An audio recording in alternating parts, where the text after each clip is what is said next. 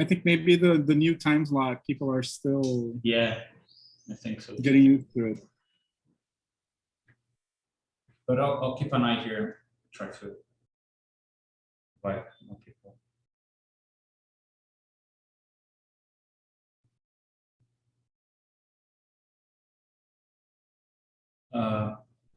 Okay. Yeah, but probably we should begin. Daniel just dropped.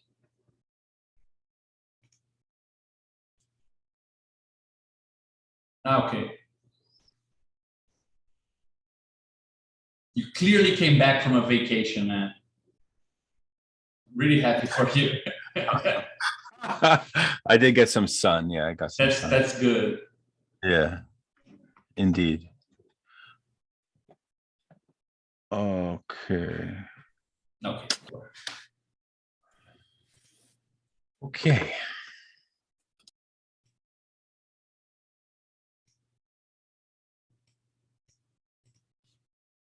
Efren, just to make sure we are also on the same page, like, do you, so we can kind of coordinate time-wise, do you prefer to talk a bit about your research today? Because we were talking, saying that perhaps it was a bit too early for you, like, just so we know if we try to keep this first part like 1 hour long and then move along to you, or would you rather leave it for next week and we just focus on Daniel today? I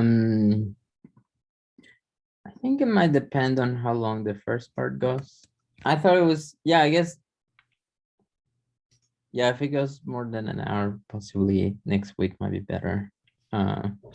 If it's shorter, then I can talk about my research today also. Sure. Yeah, is that okay if we Yeah, because we can also keep track of time to make sure it works, you know, like we don't need to just see what happens. So. Yeah, what was the thought? That it's like a short presentation and then some discussion for 20 minutes? Yeah, something like that, like 20 minutes presentation, 20 minutes presentation, and then we talk for half an hour or so. Okay. Yeah, I think I might be able to do it today. Sure, great. Just give me 1 second, guys.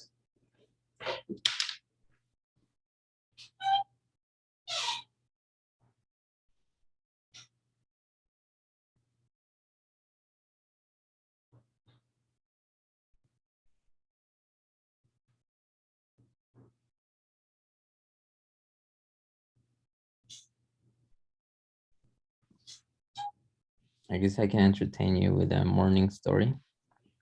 The boss didn't come, so I was waiting outside in the snow for like 30 minutes. And I had to teach class, so I ended up just doing it online. But yeah, don't trust the Ann Arbor boss system. You were outside in the snow waiting for half an hour. Shit. Yeah. Where are you? Damn. Wait, Efren, where do you live? In Ann Arbor? Ann Arbor. Yeah, I mean, you know, you have to take the bus from like North Campus or something, or? do you know Waterhill? No, is it? Past Main Street, going west. Ah, okay. I live past downtown. Yeah. Like so, from campus, like down on West Liberty. Yeah. In that side, westwards, and then further north. Yeah, it's like 45 minutes walking. Wait, do you teach in SI? In the School of Information? No, the building. My little sister's just in the School of Information now, so I wonder if you would teach any of her classes. No, well, my class, the teacher I'm classing, the class I'm teaching, the teacher I'm classing, I like that also. The teacher I'm classing is given by the Complex Systems Department and the Political Science Department. Oh, interesting. Okay. But not School of Information. Interesting.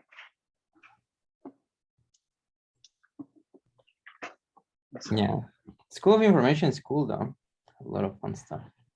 Yeah, I think actually I'm not sure if she's in there. I think she just applied to it. No. Sorry, my cat's very loud. I don't know what she's screaming about, but are you okay? Are you asking me where I live, Lorenzo, or someone else? Yeah, I was asking you. I didn't hear when you answered. Oh, it's called an arbor in Michigan. Oh. It's like 40 minutes, 50 from Detroit.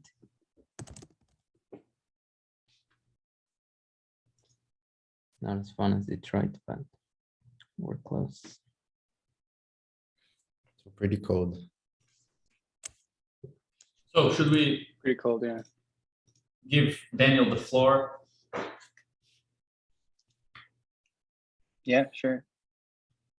Daniel, Welcome, Daniel. you officially have the floor.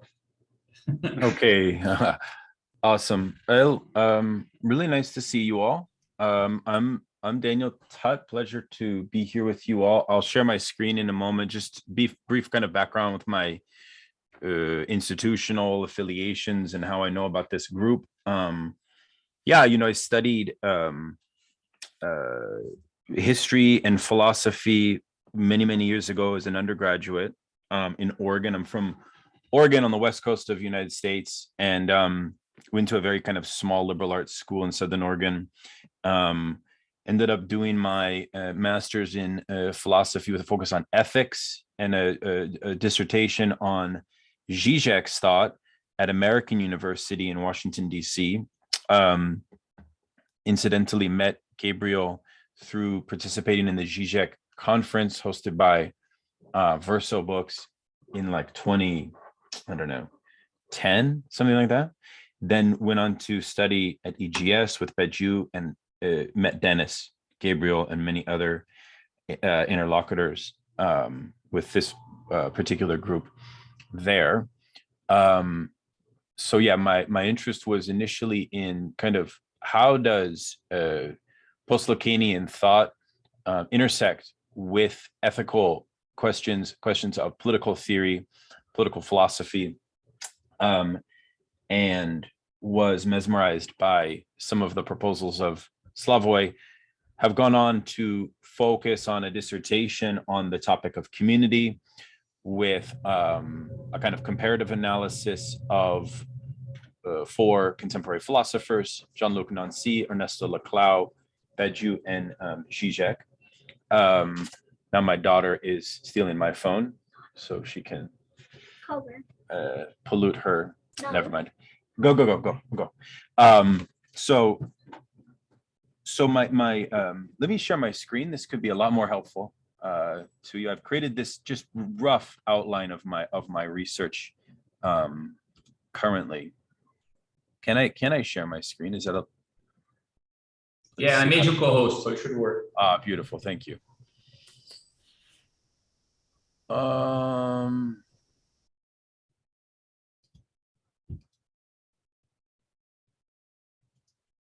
There we go. Yeah, sorry. All right. So yeah, so my background is, I mean, I also, grew up, came of age after 2008. So have dealt with recession and austerity within academic and humanities departments. So have had to, in order to forge a marriage and keep it together, as well as have children, also exist beyond the university. So I also do filmmaking work, film production work, and I have a sub-specialty in the Middle East and Islamic studies, and have some affiliations with different Islamic organizations. So I've done a fair amount of work on issues of Islamophobia in the post 9/11 era in the United States, some of which dovetails with my interest in continental philosophy and psychoanalysis. I've done some studies on Gilles Deleuze and Islamic thought, for example. But primarily these days, I want to share with you briefly just some general areas of my interest and of my research. I tried to sort of lay these points out as kind of general areas of research, but also thematic claims that my research is driven by. So some of these claims are definitely unresolved problematics, right? Which you'll see as I go through this list. But I think, in general, I've been interested in kind of broadening my dogmatic scope, you could say, if that's the right phrase.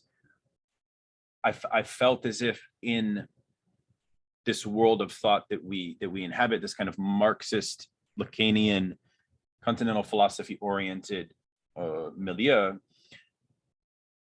perhaps we can discuss this. There tends to be somewhat of strict, often unacknowledged dogmatic silos, right?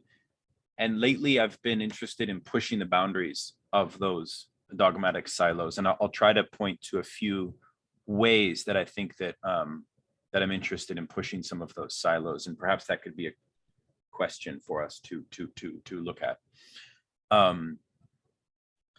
But in general, I'm interested in how psychoanalysis can be used in a practical way by militants engaged in either abolition struggles, anti-racist struggles, liberatory struggles, broadly construed anti-capitalist struggles as well.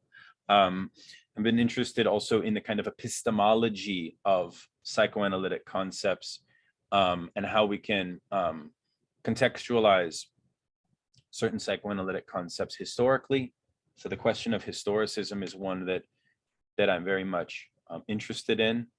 In my writing, I published some. I'll share a little bit about what I have.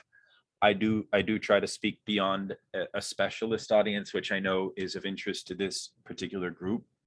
I think one of the things that really animates my interest is that I believe psychoanalysis gives us an incredibly prescient theory of subjectivity and related questions of psychic power, of authority, not only of subjectivity, but especially of subjection, which then has what I would consider a related dynamic of ideology coming from that.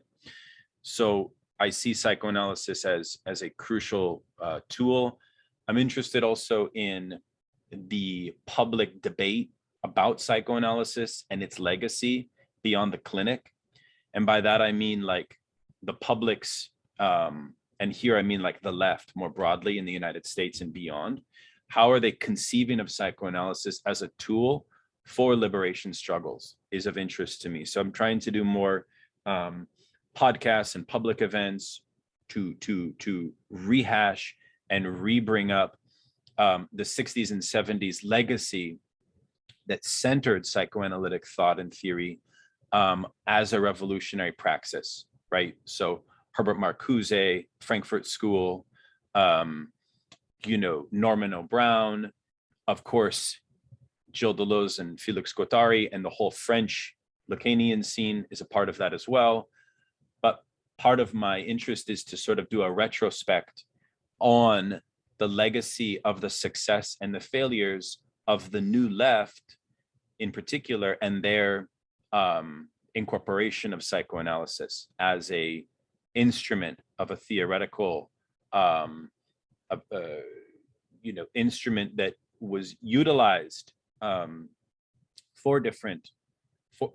as a way. How do we think of psychoanalysis as a means by which militants conceive of their own problems and their own struggles amidst what it is that they're doing in a way that is quite practical. So that's a very broad opening.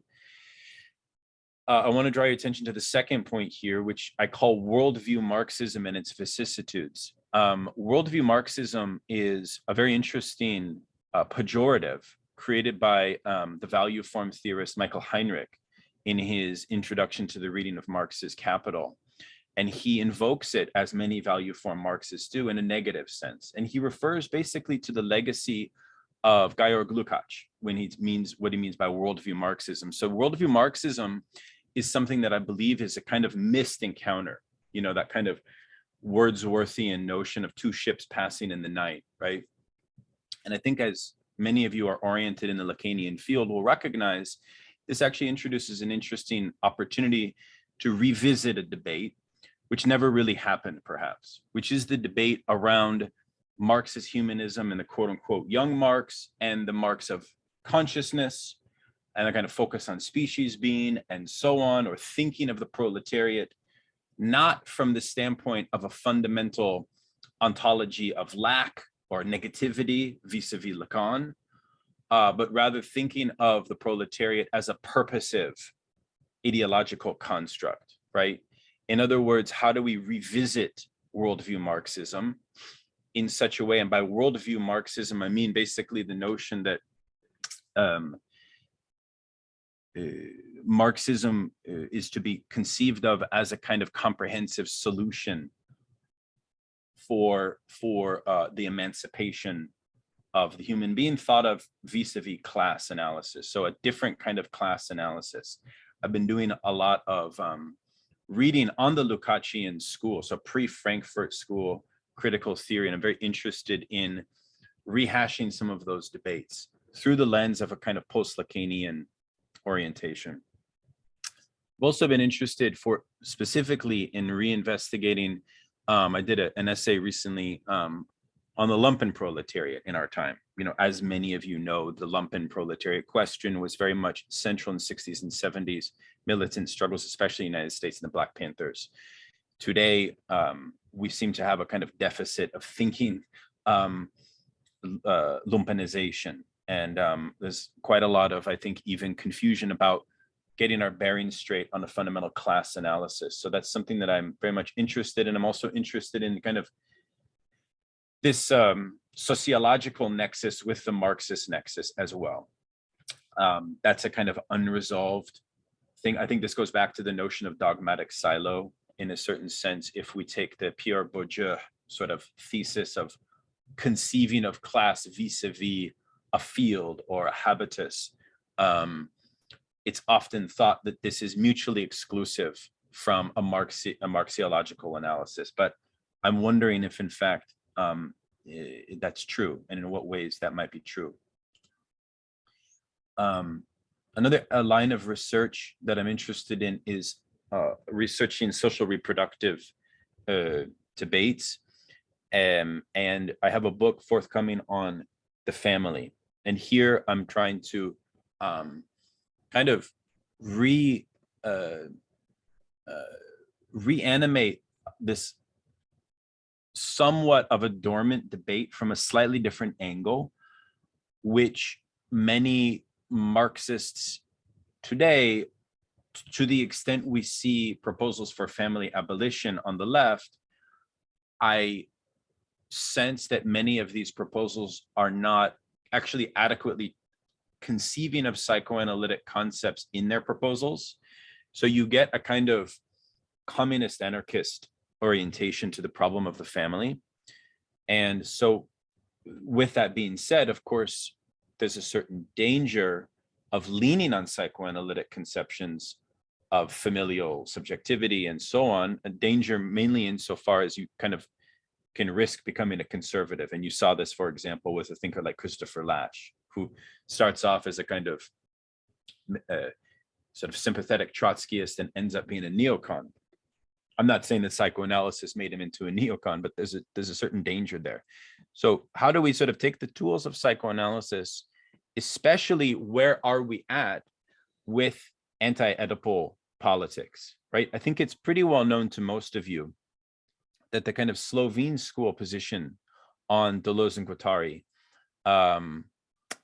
was pretty robust insofar as they tended to take the line that, and this is similar in a way, or homologous in a way, to critiques that we've seen of the accelerationist move, which also many people locate with Deleuze and Guattari as well, which is basically that this whole kind of line of flight, schizo desire orientation to thinking revolutionary subjectivity was somehow inadequate, right?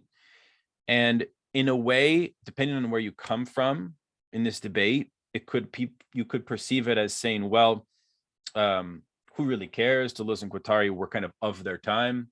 They were making these kinds of overtures to a kind of anarcho desire, which if you read Badiou and his early polemics, you could also see this as well, which didn't really come about. So therefore it's kind of its time, and we can kind of leave it relegated to there. But in my forthcoming book, I kind of make the argument that in fact, I think actually it's very much of our time, extremely so. And I associate it with what I call ultra liberalism, which I'll get to in a moment.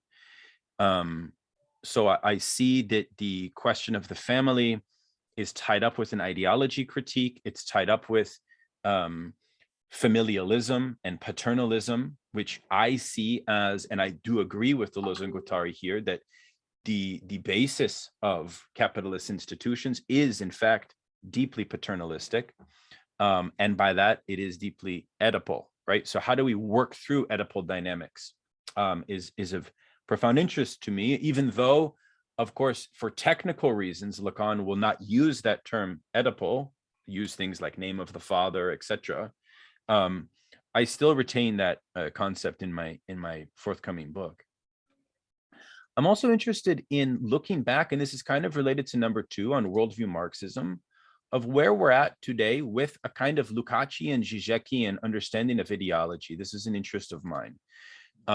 So sorry, so misspelling here is revisiting ideology critique today. So in Lukácsi's view, especially in his later work, he had the notion that class was oriented to consciousness and social being, right? So there was therefore a kind of careful sociological conception of ideology. And I've been interested in sort of asking how that might link up with where we're at after Zizek's intervention of sublime objective ideology. Again, I felt as if the debate was siloed, and I've been interested in a possible re-examination of that. But this is a very nascent project, I will admit. Another area, and feel free to just intervene at any point or save your questions as well. Another line of research that I'm interested in is taking liberalism from a different angle than we normally do. I feel that from a Marxist standpoint, we often think of liberalism as the air that we breathe. And this is what I call liberal realism, right? As opposed to thinking liberalism, right, as a comprehensive theory of subjectivity itself, right? I feel as if we almost think that theories of subjectivity are kind of absent within liberalism, when in fact there's a long, going back to in the long 19th century, a kind of whole through line. Don't even need to add the neo to liberalism to adequately get at this. And so I've been interested in these kind of long 19th century studies of the kind of genealogy of liberal theories of subjection, of liberal theories of power, and what might unite thinkers as diverse as Tocqueville, Emerson, Nietzsche, John Rawls, Charles Mills more recently, and so on, right? And by the term ultra-liberalism, what I mean here is a kind of theory which is almost like a kind of immunized liberalism, a liberalism which would subsume theories of liberation unto its own matrix or unto its own wherewithal.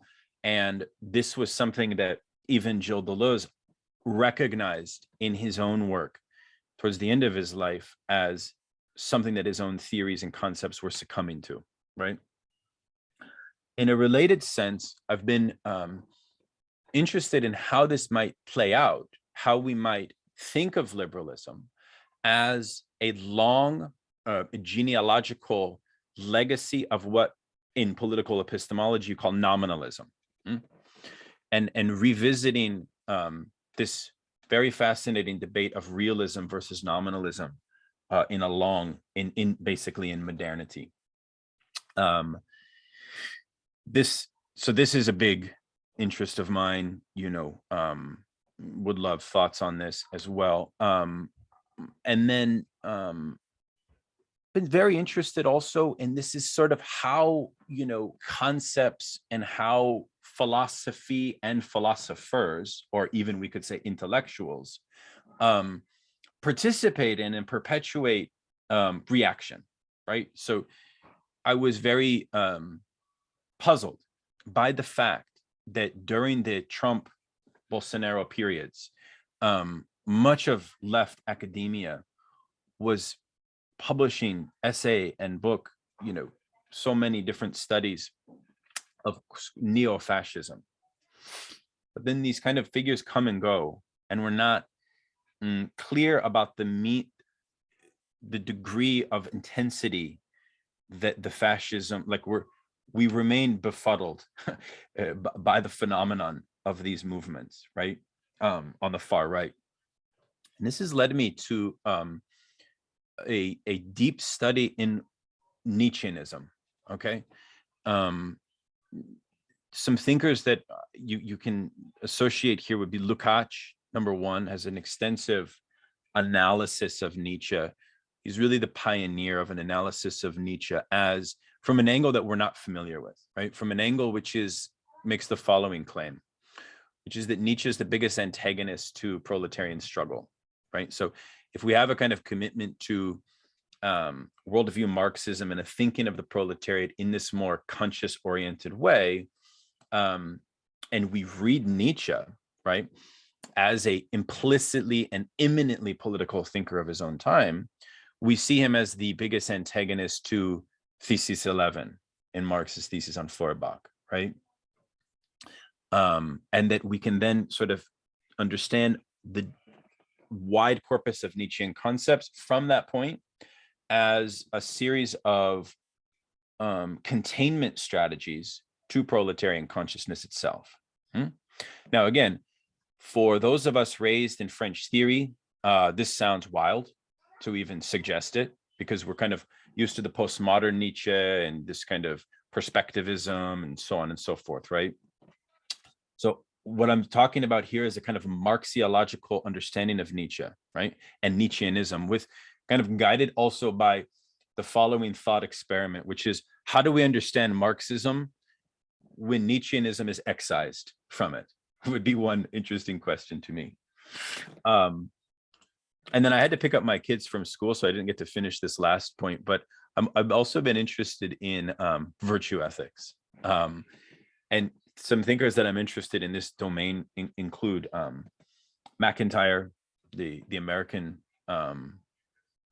Marxist philosopher, Deleuze, and Badiou.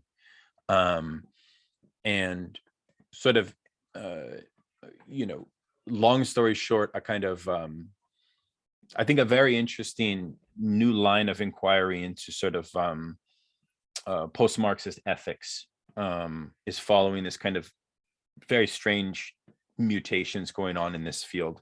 But that's actually a project that I have abandoned. Everything above that I've talked about is much more present for me currently. So yeah, so I don't know how I'm doing on time, but I think these are the main areas that I wanted to convey to you all.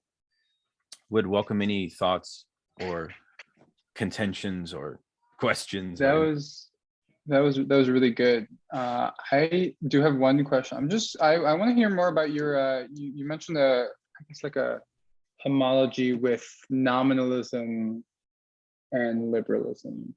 I'm just curious to hear more about that. Sure. And like in what sense? Sure. Yeah.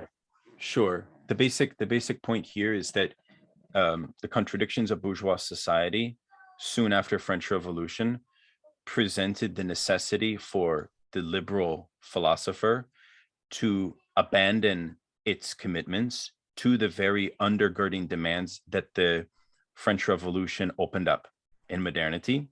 And so liberal philosophers had to sort of kind of retroactively create a nominalist basis to their own theories of justice and freedom, liberation, equality, etc. They had to fall into a nominalist orientation, right? And so here we're thinking of realism as that which would be pressing towards something like universality, where, and this happens soon, right? So like the point would be that, yes, there is a kind of liberal orientation to the bourgeois revolutions, which is pretty well known. But over time, it erodes. And you have to sort of concoct a compromised position. And this is what I would call nominalism, right? It's like an Can I just after-the-fact- clarify, because I'm stupid? This term, nominalism is that claim that universals don't exist, just the extension of the concept, right? Yeah, exactly. Exactly. Yeah, but I'm also not being too formalistic about my definition. I mean, the in a way, it's well known that post-French Revolution kind of opens up a return to the nominalist debate during the Middle Ages, which was itself about a theological debate over the status of real universals, right? But the difference is that in the post-French Revolutionary context, the stakes are eminently political. They're eminently political about the existence of real universalism as it pertains to expansion of democratic rights, male suffrage, etc. And sort of in a system of wage labor, there has to be some implicit limitations placed on universalism. It has intrinsic limits, cannot go beyond. That immediately forces liberalism into a nominalist position. So interesting that the sort of idealist revision sounds more pragmatic and down to earth, right? Because it's not about claiming some ideal existence, but actually claiming that the ideal existence doesn't exist. Yeah. I mean, yeah, I guess this is, yeah, that's an interesting way to put it. It's an interesting way to put it. I mean, Domenico Losurdo is huge on this problematic, and you know, you see also a kind of Marxist theory of crisis needs to be brought into the mix, right? Because you have the thesis that Marx gives in 18th Brumaire on what Marxists call Bonapartism. And it's been of very big interest to me as a category, because Bonapartism is a kind of pure embrace of nominalism in a way, right? It's a kind of pure embrace, you could say, also of the decadent contradictions of the social order as such. It's kind of like, yeah, it's like this theory of an abandonment of any commitment to full egalitarianism or full liberty, etc. So my question is sort of, and this is unresolved for me, is to what extent does this live merely within the 19th century? And to what extent, you could almost think about it like, is the track of the train of history still on a long 19th century, or has it actually switched to a new track, right? It's kind of a question of historicism in a way, right? Which sort of in a way goes back to my interest in this notion of worldview Marxism, right? I feel as if a lot of the thinkers in the Althusserian school have definitely, for example, the Althusserian school is not interested really much at all in a theory of Bonapartism or in a theory of sort of how does historiography from 19th century inform the class struggle today. They really seem as if the 19th century is kind of done. It's like a true break. And so, you know, but like the Lukácsian school really doesn't conceptualize historiography in the same way, right? It really opened up modernity broader in a way. And I've kind of been interested in that same approach, you know? So. I just wanted to ask you something, because, I mean, actually, you refer like to the group as if we're all very Lacanian nerds, but I think that with the exception of you, me, and Dennis, I'm not sure how Lacanian other people are here. It's good to say, just in case, like you need to explain something of what you brought up. But just to give some context to a question I wanted to make, like, I'm sure, I mean, I know you're aware that like one of the favorite tropes amongst Lacanians and psychoanalysts as to why Marxism is doomed, it's precisely because it would imply a worldview, And Freud has this famous text, the psychoanalysis does not provide a worldview, right? Which analysts romanticize to mean that psychoanalysis is this always open, blah, blah, blah. But yeah, it just means like it's a usual argument to be wary of this sort of approach. And I find it interesting that, I mean, besides the very interesting, I've never thought about it, but I mean, we've been discussing a lot logics of worlds, capitalist world. So perhaps we're doing some worldview Marxism that I didn't realize. But how do you kind of bring together, you know, this sort of big picture, which is, I mean, one of the big things with the Lukács tradition, which is like to always like bring to the table the idea that totality is a very important category.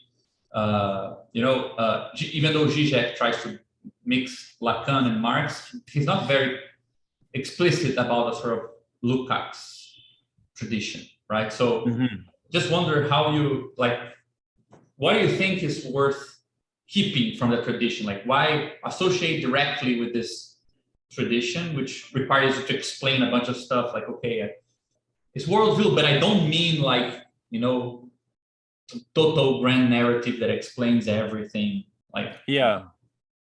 I mean, some of the stuff with Lukács is interesting on worldview because the argument that he gives, which is almost axiomatic for him, which is that the proletariat is very different, and there's a total metaphysical basis, even going back to Greek atomism, Void, Kleineman, and all of these categories, which you don't see in Lukács, which is that proletarian emancipation is the instantiation of a higher worldview than bourgeoisie, right? So it's a kind of undeniable contestation, which is almost a bit Manichean between bourgeoisie and proletariat in Lukács, whereby revolution is an act or the enactment of a kind of cohering of proletarian consciousness, right? So therefore, consciousness is, you could say, teleology, you could say is also purposive, right? So you're not thinking proletariat from the standpoint that we're accustomed to, or many of us are accustomed to. I'm just going to bring JP into the thing, which is thinking proletariat almost as this kind of negativity of a complete exclusion, and that paradoxically that they, you know, emerge to abolish themselves. In Lukács, one gets the opposite impression of proletarian consciousness, right? In a certain way. It's a kind of higher form of art, a higher form of aesthetics. And of course, you know, many people have in the Western Academy said, well, this is Stalinism, right? This is a kind of error of thinking of proletarianism, what you might say is the Lacanian imaginary, or kind of the failure of thinking the proletariat in the fullness of its own imagined wholeness and being and so on, right? Which itself leads to a certain aggressivity and so on, right? So you sort of need a theory of libidinal economy if you're going to even go down that road. But nonetheless, like that is sort of what Lukács is putting on the table, right? And I feel as if more needs to be parsed out in that debate, because there was a sort of strong sense in the Cold War that perhaps that purposive teleology of thinking the kind of proletarian revolution as this kind of explicitly class-oriented phenomenon, which would result in, you know, the flourishing and blossoming of the proletariat as a class formation. Today, most people accuse that of what people call vulgar classism and things of this nature, right? So I'm sensitive to those dangers, but nonetheless, I do feel that a question remains for me, which is, can we really remain Marxists? Like, rather, what is the conception?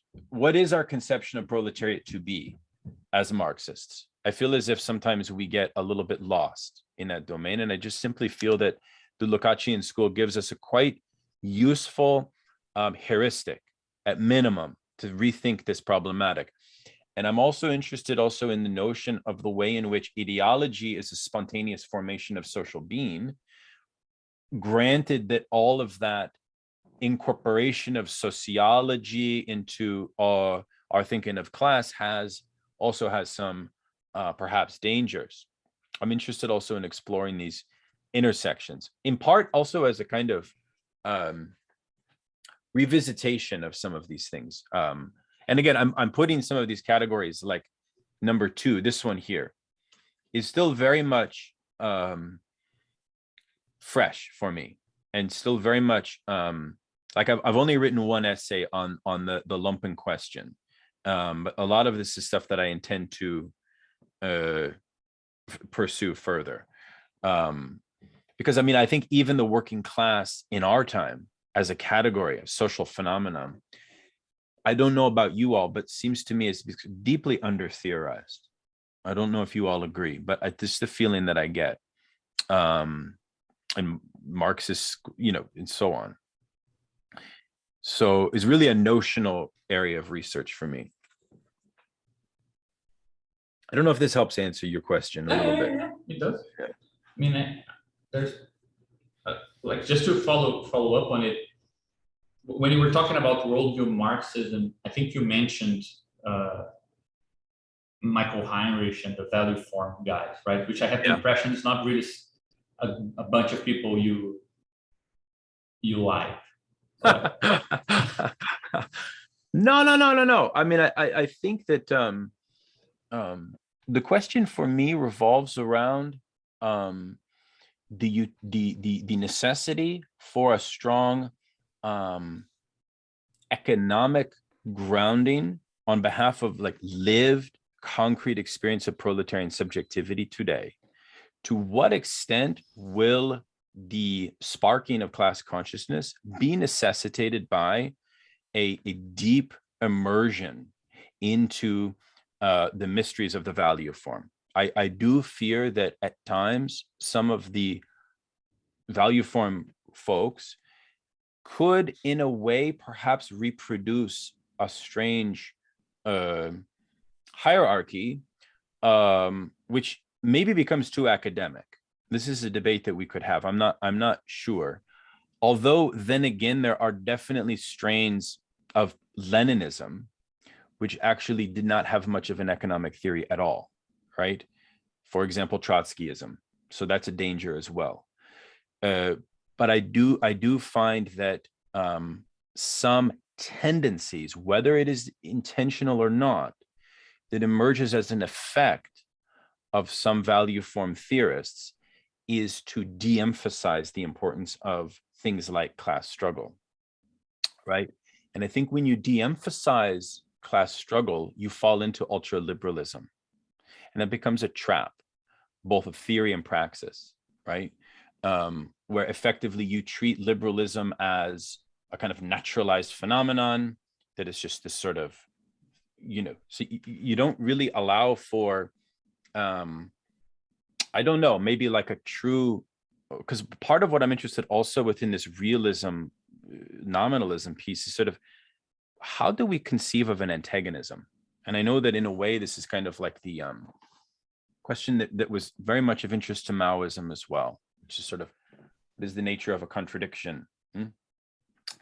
I think that this is something for us to funnel back into this sort of question of socialism, liberalism, right? Funnel back into this notion of how do we qualify even what Jacques Rancière talks about of the notion of the meaning of harm, right? The meaning, like what qualifies to the level of a harm, and how do we debate these questions? I think definitely has stakes there as well. So no, but I'm not going to say that the Heinrich school is a problem for me. I think that there's incredible research that's actually happening there. So please don't get me wrong. But I do think that some of the effects of their research can definitely be, I don't know, maybe fall sway to kind of anarcho-liberal tendencies because they don't really care about centering class struggle in their analysis. Yeah, the reason why I asked this is, I mean, I didn't think you were antagonizing them. It's just because when you mentioned like, yeah, I'm buying into the worldview thing as a positive thing, even though it's usually a derogatory term to talk about the Lukácsian school of Marxism, which I think is like, as you said, which I mean, I think I can see resonances that I never thought about, in fact, between that approach and a part of the things we've been discussing in our group, because the idea, for example, that the combination of a standpoint epistemology, right? Meaning there are positions where you can see more of the world than others. That's actually Lukács' position, right? It's a worldview in the sense that there are different standpoints and there are larger or smaller worlds. The proletarian standpoint sees more of the world, in fact, right? Right. Whereas the bourgeois one sees less. But on the other hand, the value form guys, they have a better concept of transcendental, right? I mean, in a certain sense, they are the true worldview people. Like, they believe that there is something like a transcendental structure to the world, capitalism, that organizes, through the commodity form, how things appear. So they have like a formal version of what, world. Yeah. And you have the concept of perspective, like a Marxist concept of perspective with Lukács, which actually now makes sense to me why you're so annoyed with Nietzsche, because it seems like for you there might be a fight between two theories of perspective, the collective class standpoint or the more general kind of disseminated perspectivism that Nietzsche mentions, right? Yeah. I mean, on Nietzsche, it's quite hard because sort of you get into this debate where you sort of ask yourself, okay, like there's a reason that Deleuze said that philosophy equals the invention of concepts. Like it's a very Nietzschean idea, right? Because Nietzsche comes about at a time in which Hegelianism was totally crippled, right? Hegelianism was pretty much defunct. And so philosophy was permitted to be this kind of hodgepodge, if you like, interdisciplinary endeavor.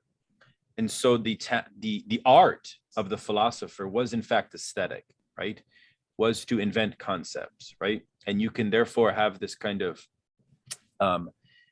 very strange kind of like smoke and mirrors thing. I mean, one of the big motifs of all of the Marxist critiques of Nietzsche is the use of deception, right? Within philosophy, right? If Nietzscheanisms and its concepts are meant as a deterrent to the emergence or the enactment of worldview consciousness on behalf of proletarian subjectivity, which is the line of Lo Cerdo, that's the line of Lukács, that's the line of other left critics of Nietzsche. I wouldn't say left Nietzscheans, because at a certain point you have to actually abandon that hyphen. You have to make yourself into a critic of Nietzsche. Doesn't mean you're trying to cancel him, right? But if we accept the Lukács view, it's interesting because in a way what it elevates is the position, I wish to say, of like the philosopher as a catalytic actor in the class struggle, because that's what Nietzsche makes the philosopher, but on the liberal end, right? So Nietzsche makes a kind of détente with liberalism as a means to fight the emergence of possible proletarian consciousness, right? And so if we retroactively see Nietzschean architecture of concepts from that vantage point, he becomes a very different interlocutor in a certain sense. And it kind of gets my blood boiling, because then we start to see, wait a second, there's all of these hidden instantiations of this agenda. So it's philosophy as an agenda for the suppression of class struggle. That is Nietzscheanism, right? I know I'm saying things very generally. I mean, I could go into a kind of breakdown of how ressentiment does this, how perspectivism does this, how will to power does this, how eternal return does this, et cetera, et cetera. Then things get a lot more interesting, right? But then we have all of these attachments to Nietzsche, so people come back and say, wait a second, you're jumping the gun, because you can have Marxo-Nietzscheanism. It's been done. Even a thinker such as Ernst Bloch, for example, and it's true. I mean, he tried to fuse Nietzsche. There's some interesting things also with Althusser in his later work, where he tries to fuse Nietzsche towards the end of his life, right? So Nietzsche is basically a figure that needs to be taken very seriously. And for me, lately, I've felt like there definitely are some Nietzschean concepts that we must retain. And it just so turns out, I think that most fruitful of them basically are those concepts of Nietzsche that are continued by psychoanalysis, right? So I see psychoanalysis and its critique of envy, its critique of even Nietzschean resentment as sort of most fruitful as found within the kind of Freudo-Lacanian field. So yeah, does this sound strange to anybody on this call? This whole like centering of Nietzsche? Because I get a lot of pushback from people. I mean, it really raises a lot of eyebrows and also makes people Yeah, I still find it totally crazy. But Is this like some kind of worldview Nietzscheanism? I mean, Like- no, because the danger with that would be that you would, unbeknownst to yourself, you would be, if you're doing a worldview Nietzscheanism, you're reproducing, I don't know, kind of labor aristocracy. You're reproducing a kind of, like, you know, Jack London, the American Nietzschean Marxist. That's what he tried to do. Yeah, And but look where it ended up. I mean, it ended up in a kind of vulgar social Darwinism and a kind of racism. So I think you can't really have Nietzschean worldview Marxism. That's actually part of the problem, because it becomes centered on Übermensch and the exceptional individual and this radical theory of individualism, ultimately. yeah, I think I didn't express myself well, because what I'm thinking is not worldview Nietzschean Marxism, but worldview Nietzscheanism, in the sense that it looks, especially with what you said about the where the fruitful concepts are the ones where there's a continuity between Nietzsche and psychoanalysis. Because what I was thinking is that, in a sense, it seems that what you're doing is very similar to what Heinrich and value form theory guys are doing to Marxism, but with the other way around. Because there's a legacy of Nietzscheanism, but it has to be, this is totally pretty wild, I think, maybe. But what I was thinking is that psychoanalysis would be the scientific form that we would find also in the value form theory guys. And then, in a sense, what you're denouncing is akin to what they are denouncing on worldview Marxism, but from the point of view of worldview of what a Nietzscheanism would be, which is that aristocracy as a superior point of view, the resentment culture or whatever that he works out, and which, in a sense, I do agree that it's very present in the 60s philosophy, but in a way that's very difficult to untangle, because it seems, in a sense, that it's like an ethos of what's going on there, of Foucault, Derrida, Deleuze. It's not very technical. They are all very bad technical readers of Nietzsche, in a sense, but they do seem to retain. It's actually pretty strange, because if you get the case of Deleuze, he seems to be more engaged in secondary literature in a general sense of Marxism and anti-Oedipus than Nietzsche, which is the reading that's totally spiritual, or in a sense, a worldview Nietzscheanism. That's what at least I was figuring out from what you said. But Yeah. I don't know. Yeah, I mean,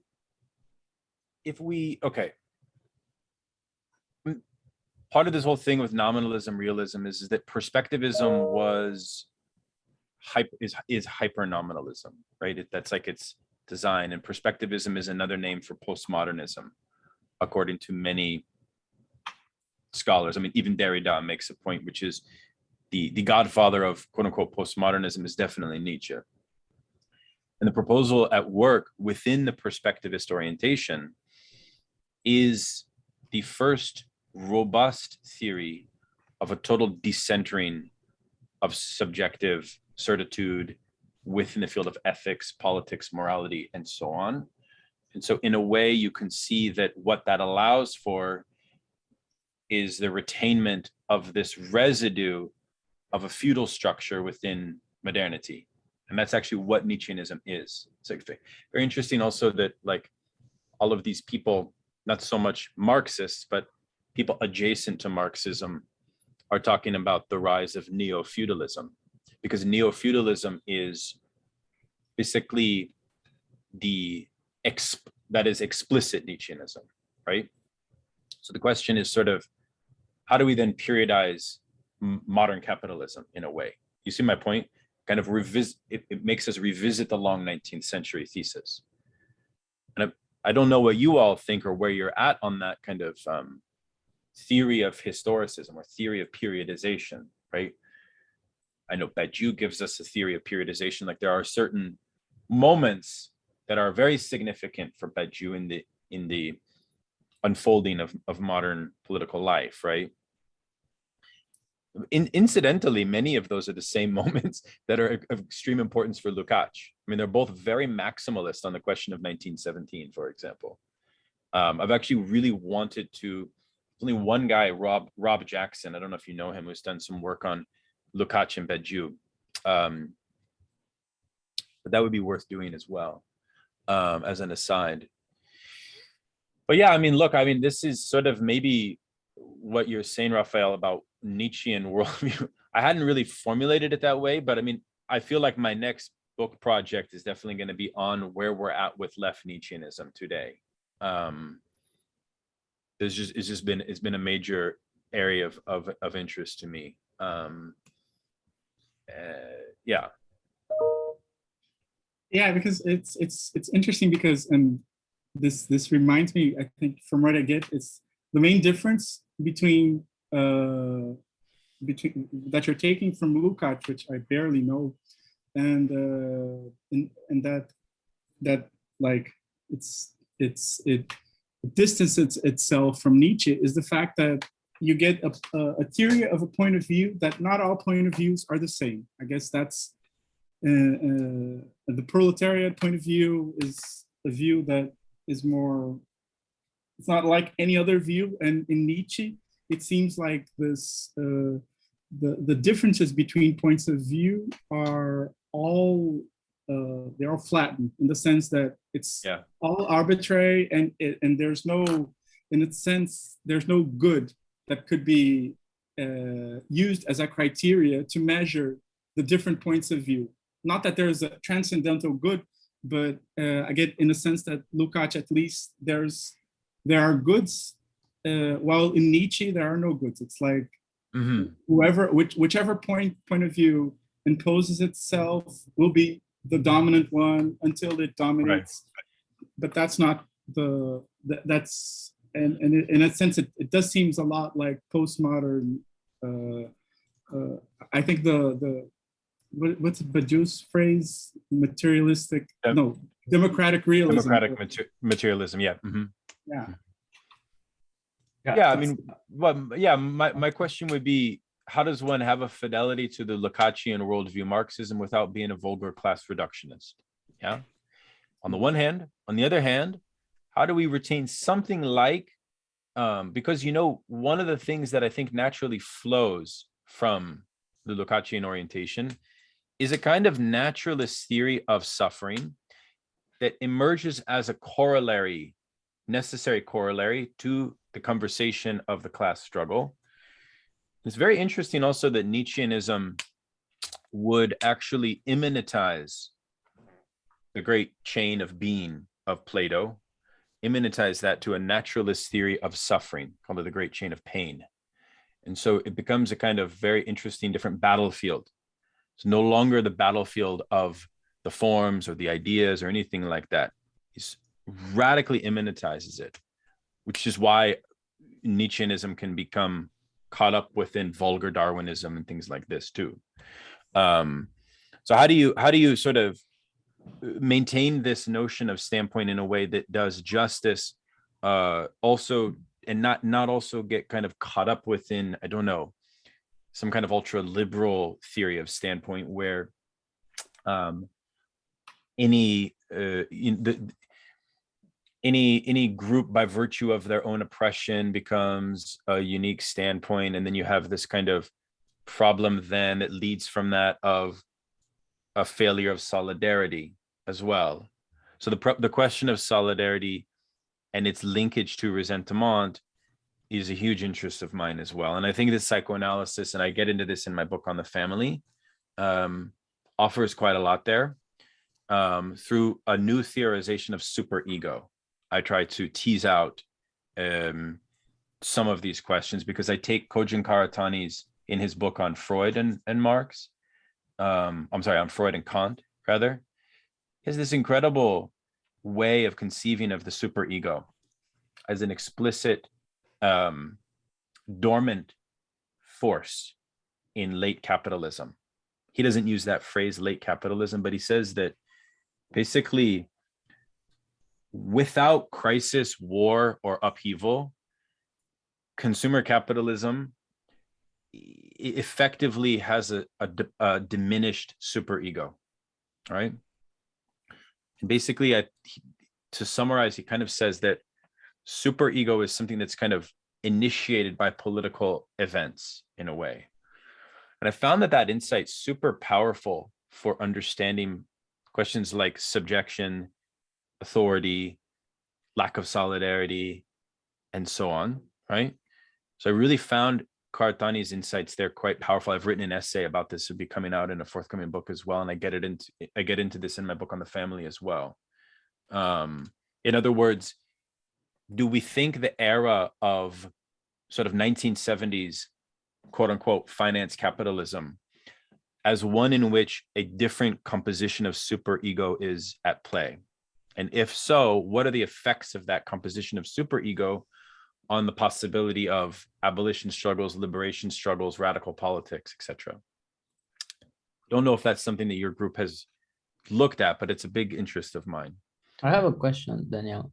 Yeah. And since now that you're talking about some sort of radical or emancipatory movements, you mentioned some interest with kind of the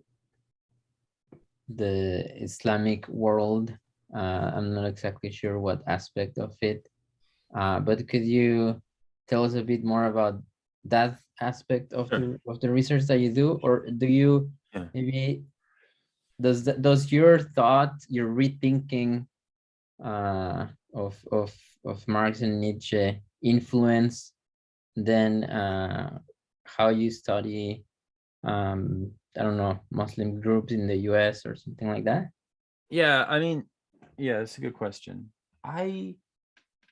It's a tough one. I mean, I think that when it comes to Islamic politics today, there's two very different things in Muslim majority societies, and there's all kinds of like regional heterogeneity to keep into mind.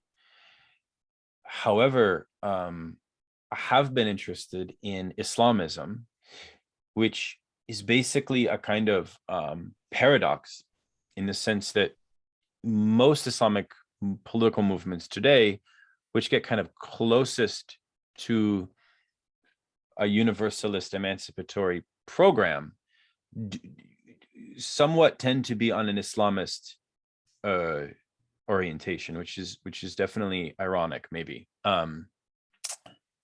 So there's that to contend with, which for example means that many Sufi orientations fall sway to a kind of ultra-liberalism, a total capitulation with the state apparatus, right? So therefore, a lot of Islamist networks, even though they have all kinds of misogynistic and patriarchal tendencies, also sort of retain a bit more of a universal dimension of their orientation. So I've been interested in following that line. I'm not sure. I mean, in the United States, the question is really subsumed more into it's not that interesting to me, in part because the Islamic population or the Muslim population in the United States isn't really that large. So honestly, more interested in the question of the problem of Islamophobic issues and understanding those. But I wouldn't say that my research on Nietzsche and Marx dovetails too much there. Although I will say one final thing, there's a really great thinker on this issue who I love very much called Salman Syed. He's written some very interesting things on Islamism, on the Caliphate. He was trained by Ernesto Laclau, who I've done a lot of work on as well. And I think he's one of the most exciting Muslim theoreticians on kind of thinking a distinctive form of Islamic emancipation that works with hegemony theory and that works with kind of post-structural theories of subjectivity. I could get into some finer details there, but could you write his name on the chat here, just so? Yeah, sure. Yeah, he's quite good. Salman Syed. Let's see where it's chat here. I have an essay coming out on his thought from the position of quote unquote post-Marxism, even though I don't like that phrase. That's kind of what Laclau and those people are lumped into, because he did his dissertation with Laclau. So, for example, he theorizes the Caliphate as a counter-public. You know this notion from queer theory, right? It's very interesting to me also from the standpoint of community. I really like this notion of a counter-public that queer theory invents. And Foucault talks about this as well. But he says, look, there's nothing holding us back from thinking of a kind of emancipatory caliphate, which would purely be a non-geographical aesthetic space, right? A kind of cultural counterpublic. It's a very interesting proposal in a way, very subversive. I mean, he's a huge, he's always getting in trouble with the state apparatus in Britain, where he's based. Some very radical ideas. So he's worth looking at.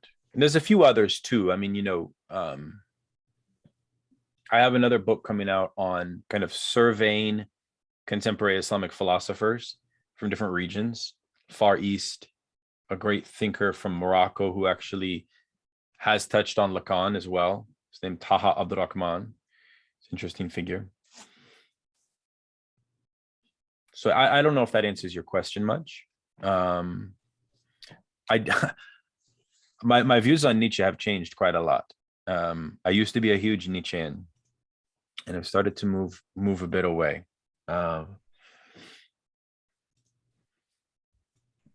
Although I know that you guys study Badiou in this group quite a lot. Are you familiar with Badiou's incredible seminars in the early 1990s on Nietzsche? Very interesting stuff. I have a translation if anyone would like to see them. Oh yeah, I've heard of them. I've never read them, no. They're very interesting. Yeah, I mean, he has a sensitivity to Nietzsche, like the aristocratic dimension of Nietzsche. Like he actually, for example, he fully acknowledges that Nietzsche is a political thinker, which is like pulling teeth to get a liberal philosopher to admit that. Badiou says, yes, he's a political thinker and that he's all of his concepts, but Badiou is like, well, there's all of these things that we can gain from Nietzsche. Because Badiou has that way of reading the history of philosophy where he basically kind of takes a bird's eye view and he can go into a philosopher's corpus and take like one great idea and extract it from them and then like bring it into his system. He kind of does that with Nietzsche.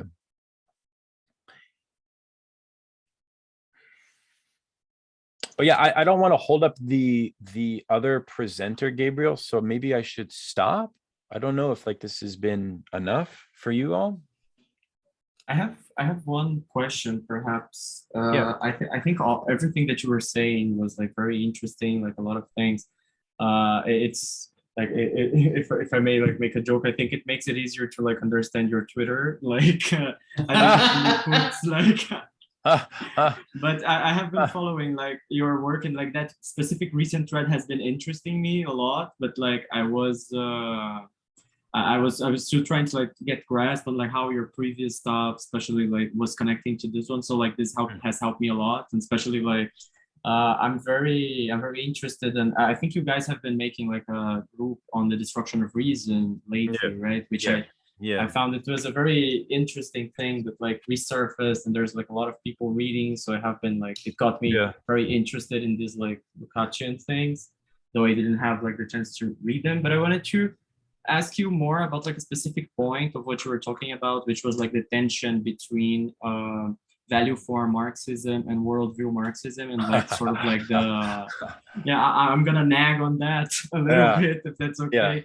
But because I have always the feeling that it's always a tension between like how does one if Althusser is right and like Marxism is actually like the mapping of the terrain of history, right? So like if we can take this his topological metaphor like quite literally, like from the introduction of Capital, and then we can say that there are sort of like two different topologies between these two Marxisms. Like I think when we talk about like worldview Marxism, there is like you have sort of like the logic of history is sort of given by a class struggle, and then you can either have like a more particular form of that, in which like class struggle in modernity has a particular form that like makes history progress, or you can make a sort of like transhistorical claim that like the history of how hydra to exist in societies has been the history of class struggle. So that's like one way to sort of like make that like formalize history in a way. And on the other hand, you have this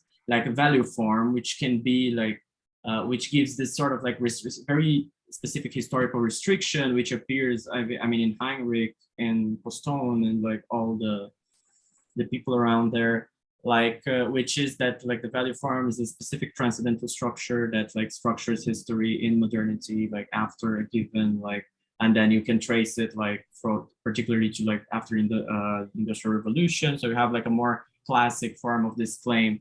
And I'm thinking like, what does your like, how do you parse these? Like if these ways of formalizing history, and if this has any like implications for how you read, because you are talking about like how historicizing Nietzsche, the Nietzschean legacy within Marxism and outside otherwise. So with that, like, if you have any thoughts on that, perhaps, because it seems to me that it could be like an interesting, like it poses challenges, that Nietzscheanism poses challenges to both of these attempts to formalize history, and perhaps like what kind of thing are we talking about? Like, is this like a mediation through Nietzsche? Is this like something like a sort of middle ground? Is it not? Like, how does it work between those two tendencies that are often like very exclusive choice, like for Marxists? Yeah, I'm not sure. I mean, first of all, I'm not really clear that the Heinrich school has a kind of commitment to I don't know about you all, but like sometimes I'm not sure that they really have a kind of coherent theory of dialectics in their analysis on the one hand. On the other hand, I'm not sure that I mean, I know that a lot of them center crisis theory quite well, but part of this also is sort of the very present tendency of contemporary Marxist schools of thought to forge sectarianism today, and the necessity to perceive any deviation or perceived deviation in theoretical orientation as wavering from the orthodox line, etc. Therefore, I think that a lot of these debates are quite arbitrary in nature, because we often are removed from the concrete stakes of the debates. It's a purely theoretical debate, right? And I feel as if, for example, in Postone's critique of post-structuralist theories of emancipation of proletariat, I really felt like he is so dismissive of post-structuralism without even any interest in understanding fully what the post-structuralists mean by event or break or rupture or something like that. So I felt as if it was a very perfunctory dismissal, and I think much of the Heinrich stuff is almost like too online to really get a good grasp on sort of what the real stakes of the debate really may be. Rather, I would rather like to envision that there would be some kind of copacetic, that you can have a kind of robust, class-centered, worldview-centered analysis where, for example, I was just understanding from Lukács that, of course, and even from Karl Korsch's incredible work, Marxism and Philosophy, which is very, very comparable to worldview orientation. I mean, the fact that a deep study of capital became a mark of necessity for our generation after 2008 to fully comprehend capital as a text, as the text, almost as an initiatory text, as a baptismal text, right? To be a Marxist, one subsumes in capital. It is the text. When in fact, the long history of 19th century worker struggle did not have that necessity at all. What was their Bible, right? What was the text that subjectivized them, if it was not this centering of an understanding of the value form, etc. So the question for me is sort of, well, what activates the agency of the working class?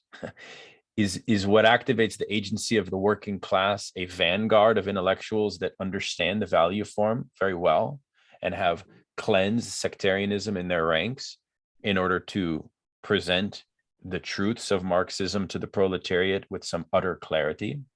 I'm not sure that that's really what Marxism is about. You know what I'm saying? So some of it becomes arbitrary, if that makes sense, Raphael.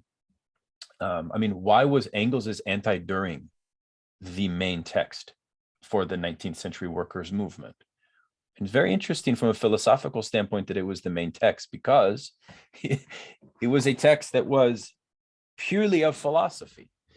That's the other thing is interesting to me, is that worldview Marxism also understands Marxism as a philosophy, unabashedly so, without falling into all of that Althusserian trap of humanist Marxism, right? So how then do we rethink humanist Marxism without all of the taboos that the Althusserian school attached to it? Is that possible? It may not be. Althusser may be right about all of those things, and I may be like, making a grave error. But at least you know what I'm saying. I think it's worth us sort of reinvestigating these problems. You know what I mean? Maybe from a different angle, perhaps, right?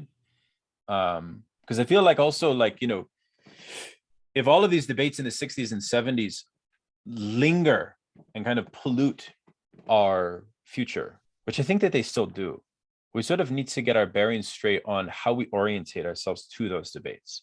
And I think when I was younger, in my 20s and, stuff like that, I was very much of the mind that, like, some of the positions that won in the 60s and 70s, or that seem coherent from us now, back then, we must just have fidelity to them. And now as I get older, I'm kind of like, wait a second, can we restart the debate actually? You know what I mean? Can we kind of look at it differently? So that's kind of why maybe some of my points were very broad and very, very loose. It's also been very interesting. Gabriel has this theory, I think he's probably presented it to you all, of a low res theory. I kind of like that he gets from Karatani. I kind of am really convinced of the importance of that low res theory, and also convinced of the importance that, if you take a kind of Marxist orientation, it's good to maybe present ourselves not merely as this kind of, we only discuss a kind of, we only have the answers to a critique of capital and value form, but perhaps the Marxist project is much broader than that. Yeah, no, that's great. Yeah. I don't know if this makes sense, but I'm just sort of, I guess it kind of takes a certain bit of I don't know, to sort of take the low res broad approach. It's kind of, you risk being seen as kind of a fool in a way, because I think that a lot of us, welcome to you're in the right place. like I feel like sometimes I say these things and I'm holding myself out naked, like, whoa, this fucking guy's a humanist. Like, what's wrong? Get him out of here. Like, how do we eject this guy? I don't really care about those accusations. Like I say we revisit it. I don't know. For what it's worth, we talk about resolution quite a lot here. Yeah. A big concept for us. It's Okay. good. It's interesting because you were like a little bit of what Danielle was saying was a lot about this this habit of Marxists of acting sort of especially like people that are extremely online on the environments of Marxism notice that a lot. Like you have a sort of a it really looks like a sect, like a cult tradition. You have to study the holy texts and then you have to get there. And I think that low resolution is the enemy of that sort of gatekeeping of the text or of the of the tradition as something that really has more power than it should have a lot of the times. And I think that it's very productive that to keep this type of friction alive, also to not become this I mean, it's there's some deterrent. interlocutors that I have that people will be like, why do you have that interlocutor? But then there's other critiques I would have of certain liberal interlocutors that I think a lot of Marxists are welcoming to have.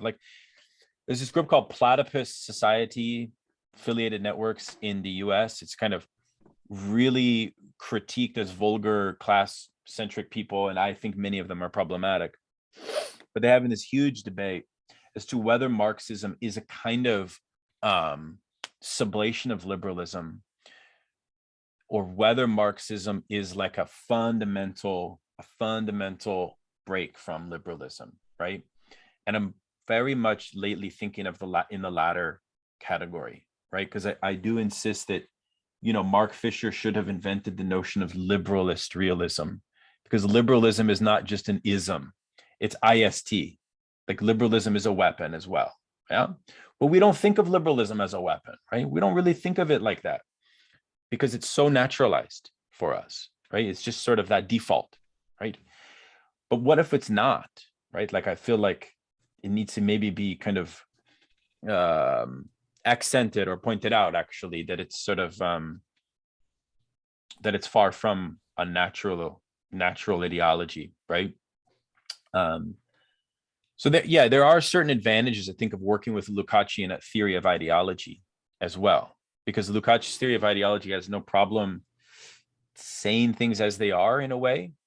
There's a big debate to me also is Zizek being too Spinozist when he says there's no outside of ideology? You know what I mean? I've been thinking about that a lot lately. Because Gabriel once told me that one of the animating gestures of his circle of studies of ideas and ideology is the Zizekian proposal, which is that the fundamental subjective position today is disorientation, political disorientation. And I think there's a lot of truth to that wager, but I also think that maybe there's not. I don't know, maybe we fall into a certain trap when we conceive of ideology from this vantage point. So I've really been thinking a lot about this. Very early project. I don't really have much to say about it, and I don't even know if you guys are still really doing much concrete work on ideology as such. Are you doing much on it? I don't know if anyone here is. Not directly, but I think we kind of folded it into this notion of what we're calling political experiments. I think a subclass of experiments would be ideological experiments, or finding ways to create new unwritten rules. Mm-hmm. I also think that there is something, Daniel, that I think, is also the thing you didn't mention very much is you had that enigmatic last bullet point with virtue ethics. Just because one thing that I think we, if I were to plot a bit kind of the path of some of the researches we've been doing, is that a lot of it has been very kind of coarse-grained descriptions of large-scale social formations and this idea of worlds and so on. Very little has gone into, let's say, something I think Caron is doing more and Rafael Saldanha is doing more, which is, okay, but what is this in the world of, really existing individuals, or like, how is this filtered through cognition and so on? So this issue of how is relations of production represented, right, to subjects, and the whole issue that this involves concerning cognition, subjectivity, is something that I think is underdeveloped, like and I think it's something that I think either from the ethical point of view or the point of view of psychoanalysis, Zizek, and ideology, I feel like you're much more kind of focused on that as well, right? Yeah. Like there's a nice thesis also of sort of the well-known proposal of which you see a lot of people that are kind of thinking, well, the kind of insights or the truths of Marxism can have their best expression within the tradition of civic republicanism if we propose that the persistence of wage labor constitutes a threat to the freedoms of liberty because it perpetuates a system of impersonal domination, right? Kind of goes back to this notion that there's a residue of feudalism within capitalism through relations of domination. And even some of the later value form people will say, well, finance capitalism actually reproduces relations of real domination, of formal domination. So I've been very interested in that shift in theories of domination as well, and how you historicize those or periodize those as well, because I think there then comes the nexus of the ethical comes from that. And of course, the virtue ethics thing also, if you read McIntyre's After Virtue, which is a hugely influential text for me personally, you'll see there that he's really contending with this kind of total crisis of liberal ethics of in our time. And I think that it's very compelling to me that all of the kind of post-Lacanian philosophers, to the extent that they have an ethics, in my reading, it tends not to be a Kantian ethics, but actually tends to be some kind of strange, whether it's Platonic or Aristotelian virtue ethics. Why?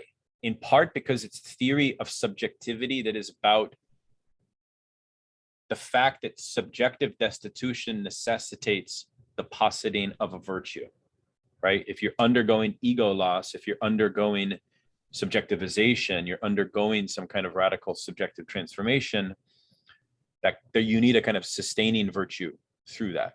And then those virtues then change context and situations. So that's really where the virtue ethics comes into play for me. It's an interesting thing, like it's true. I think even like Negarestani's and the whole kind of more inhuman sort of philosophy, there is this overarching theme of like an inhuman virtue, right? You can still have some sort of normative principle that goes against identity, against recognition and so on. I call it an Antinomian virtue ethics, right? It's Antinomian virtue ethics, which anti-predicative. Yeah, that too, right. So it's this kind of it's like you see this in Badiou's theory of the subject, which is sort of an ethics for breaking the law, or an ethics for living beyond the law in a certain sense, which we now have all this research that shows that actually, like, that's literally what Badiou's theory of the subject is about. It's like, you're a revolutionary, you're going to break the law. Like, how do you sustain the excesses that come with that transgression in a certain sense? I know, let's see here. Rafael, you wanted to say something? Yeah, I think I was very curious, and I'm glad you're talking more about your abandoned virtue ethics research, because I've recently been thinking about it, and I think I'm even going to do a presentation for the group in a couple of months, maybe, because I've been thinking it's very weird, and I don't know what all of you and also you, Daniel, think, but it's very interesting how ethics has come back, in a sense, to the foreground of philosophy, not only in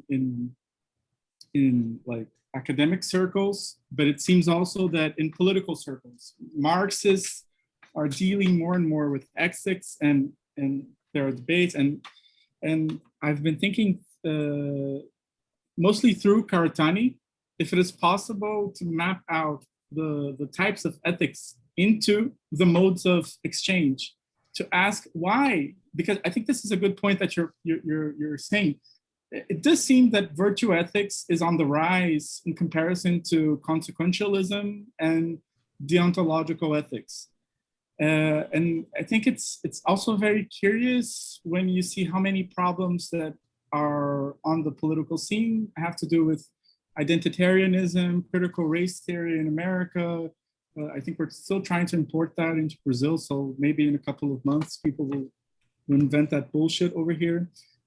And it seems it makes a lot of sense that virtue ethics is on a rise, that problems on the gift economy, because it seems related to the gift economy. The fact that virtue ethics is on the rise seems related to the gift economy. And it's very funny when you try to map out historically the beginning of ethics, and it's like, it's surprisingly, it surprisingly fits, because virtue ethics in Greece, it starts in Greece, which is a place where I think all are aristocrats. So there's no, of course there are social differences, but between men, what differentiates them is virtue. It's not a commodity exchange. And I think political power is subordinated to the gift-giving economy in a sense. And Hobbes is already in the formation of the European states, and then consequentialism is like in the 19th century.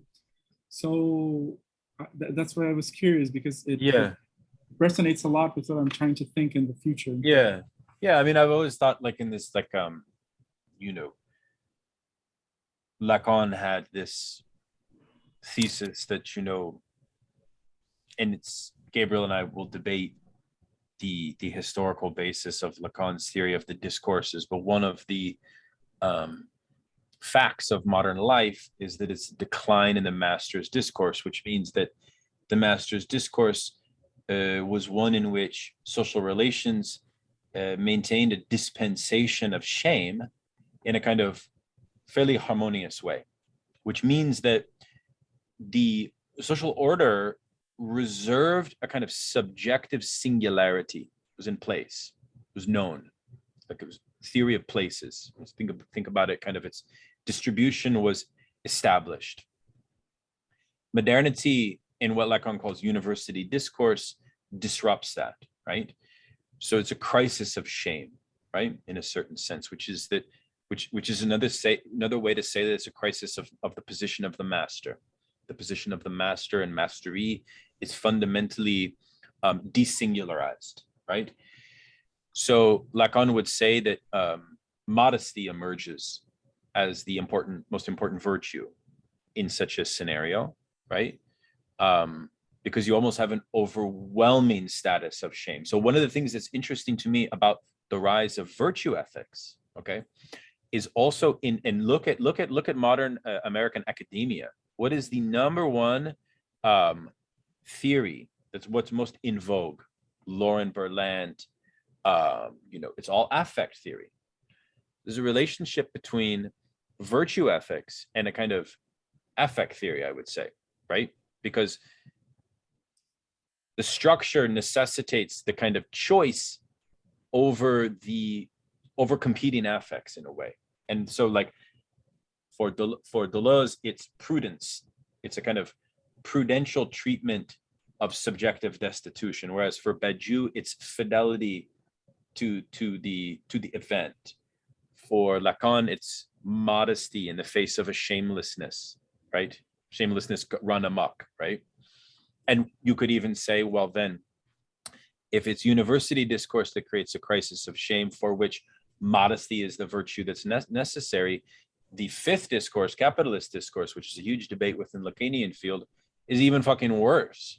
It's even like, it's doubling down on shame, you see? So modesty and shame become these kind of synonym, antonym things in a way. So I feel that that's another reason why virtue ethics is very important, is because of affect theory. Sorry, and then we have Renzo. Yeah, I mean, my question changes a bit of the topic, but I was curious, like it got me thinking, from what I understood, you said you think it's like worth maintaining like some notion of class consciousness somehow, like, and Lukács might be the way, and I'm not too familiar with him, but yeah, I was curious, why do you think that's the case? Like, is it in the sense of like finding a way, like asking under which conditions you can ground like something like a proletarian perspective or like a collective subject, or is it something like that? Or is it because like historically to me, like class consciousness is like really loaded, so it's usually used in a way, like in an external way, not like an internal like subjective point of view. It's normally like the party or the state that is the mediation, which actually does the consciousness for some other some external body, right? So is it so? I love that question. I mean, it's so hard. I mean, like, to me, it's a question of this strange sense that I get, and perhaps I'm speaking way too American centric or way too regionally centric here, but the sense that I get, which is that we are so far from a workers' party, or we're so far from that type of mediation, which I know in the kind of Leninist tradition, when you speak of class consciousness, you don't speak of the working class as this kind of spontaneous agency that's sort of out there. No, you think about it through the intelligentsia and through the party form and so on.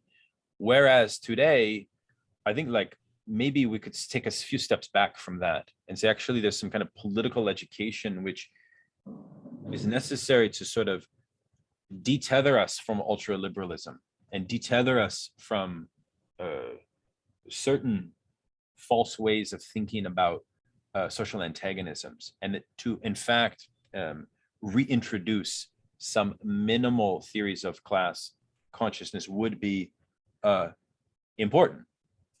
Of course, you're immediately faced with a major generational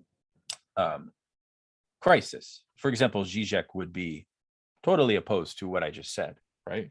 But Zizek also is somebody who lived in a satellite Stalinist state, right? So there is a certain touch of a vulgarity of what I'm proposing. Yes, I know.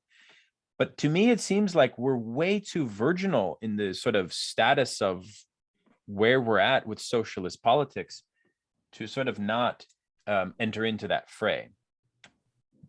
That's point one. Point two, the right wing has seized the working class in an empirical sense as well in the United States. And I don't know as much in Brazil. I think it's somewhat maybe comparable.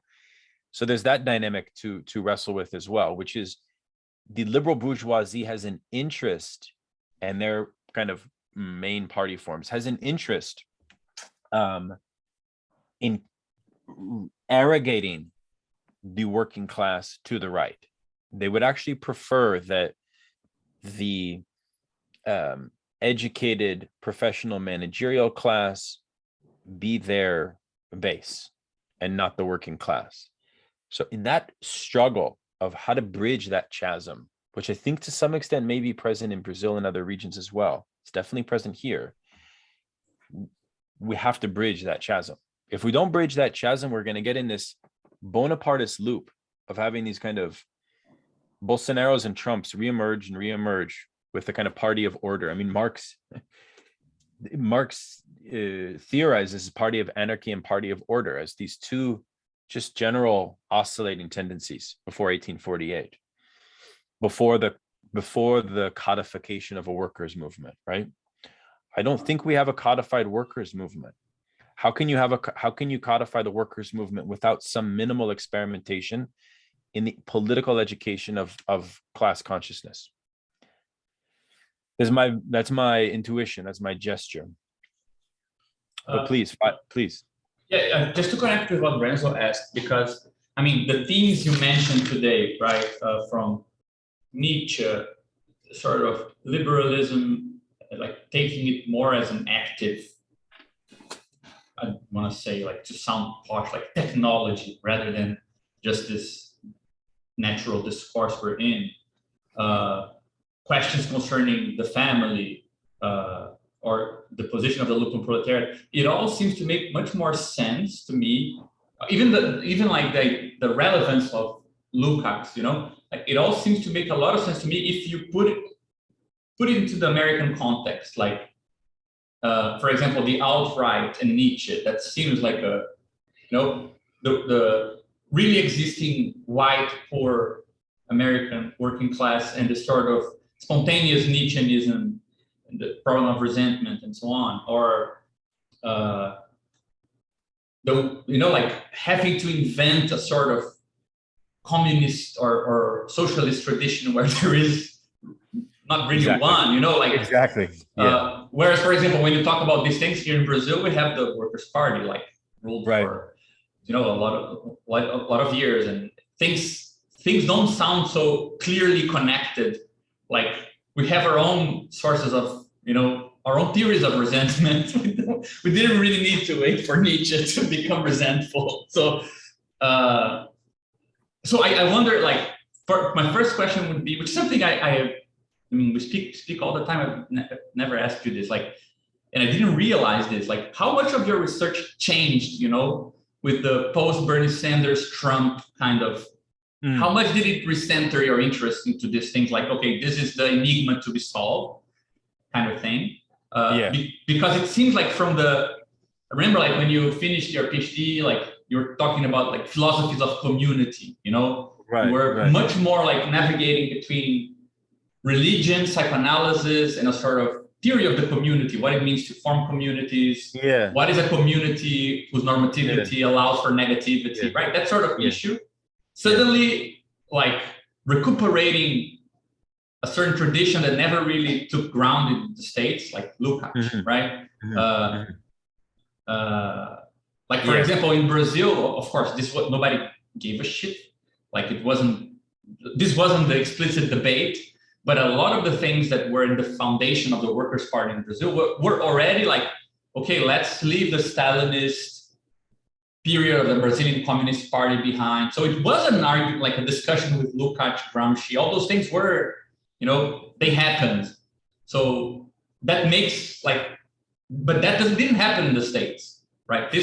There was no mass movement that was codified through debates like, you know, the Lukácsian, okay, the vulgar version, which connects to Stalin, whatever, doctrine of the Communist Party, should it continue?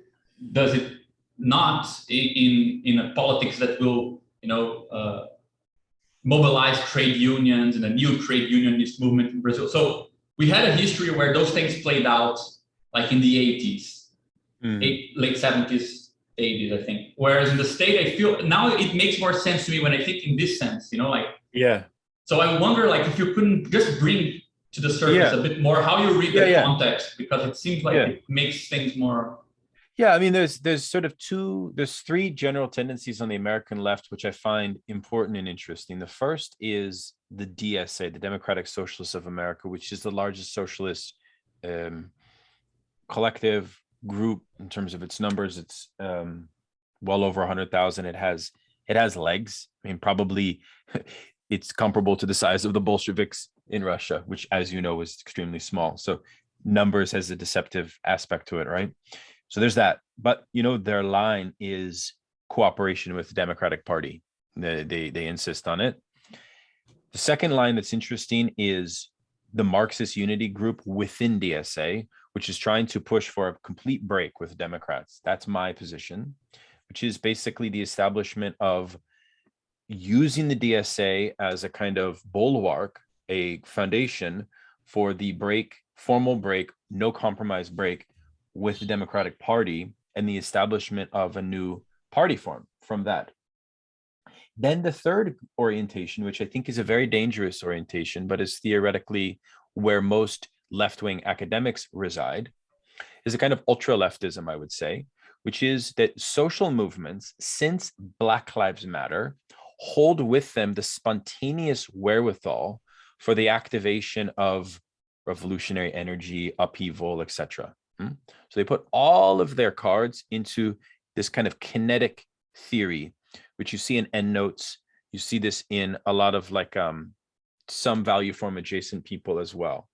And to me, like that, it is precisely that, those first two, DSA pro-Democrat Party, which is what we call social democracy orientation.